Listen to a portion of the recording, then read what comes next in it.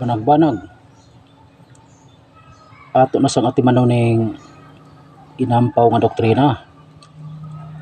Kining inampaw nga doktrina kasa lang agi pero gamay kayong sulod. Mura bag sanggot, bawog kayong mga tarungan, dili matulid nganuman kay inampaw lagi. Nang kinsa man ning nagbaton og inampaw nga doktrina, kining mga Bible alon unsa may ilang inampaw nga doktrina, matud nila asa mabasa sa Biblia diha sa Bagong Tugon nga ang Ginoong Hesukristo nagtudlo nga ang patay iampo sa Ginoo. Sumuna ilang inampaw nga doktrina og dili mabasa, dili totoo. Pero wa sila kabantay nga sumala diha sa 2 Korinto kapitulo 1 bersikulo 13, ang Dios nagtudlo pinaagi ni San Pablo nga matud ni San Pablo, wala kami laing gisulat diha kaninyo gawa sa inyong mabasa ug sa inyong masabot.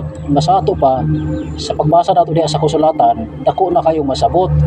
Yang patay kinahanglan nga iampo sa Ginoo aron pasayloon sa Ginoo aron banhaon sa Ginoo. Sumaw na. Kay Bagong Tugon ra may imong gipangayo, ako kang pakapinan sa karaang tugon. Diha sa 2 Makabeo kapitulo 12 bersikulo 45, sa dihang ang mga sundalo ni San Judas Makabeo nga matay diha sa gubat, naghimo dayon si San Judas Makabeo ug usa ka halad nga sa pag-ampo ngadto sa mga nangamatay niyang mga sundalo. Iyang giampo ngadto sa Ginoo. Na unsa may giingon dito, kung wala pa magtuo si Judas nga ang patay mabanhaw, usa unta kabutang nga binuang ug walay kapuslanan ang pag-ampo alang sa mga nangamatay.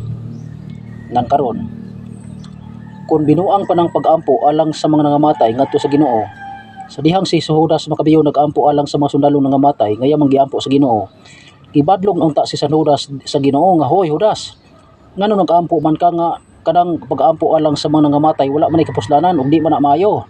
Gibadlong unta si San Judas. Nang karon, sumala sa San Juan kapitulo 11 bersikulo 32, sa dihang namatay si Lazaro, unsa may giampo ni Maria ngadto sa Ginoo, kung dinhi ka pa lamang unta Ginoo, dili unta mamatay ang akong igsoon.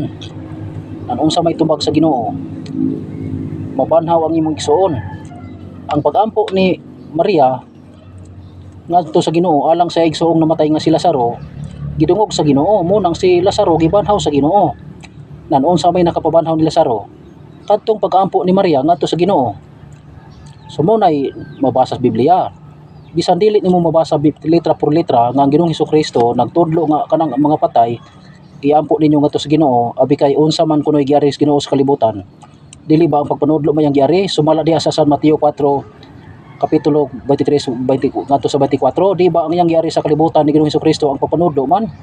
Sumunang sa pag-ampo ni Maria ngadto sa Ginoo alang sa iyang namatay nga igsoon nga si Lazaro, wala badlunga sa Ginoo, kay ngano man ang pag-ampo lagi alang sa mga nangamatay ngadto sa Ginoo, dako kayong maayo. Kung dili pa maayo ang pag-ampo ni Maria alang sa iyang igsoon nga namatay ngadto sa Ginoo, gibadlong unta si Maria ngadto sa Ginoo nga, hoy Maria, ngano nag-ampo man kaalang ni Lazaro nga ang pag-ampo alang sa mga nangamatay ngadto sa Ginoo wala, di man na maayo ug di man na mapuslanon.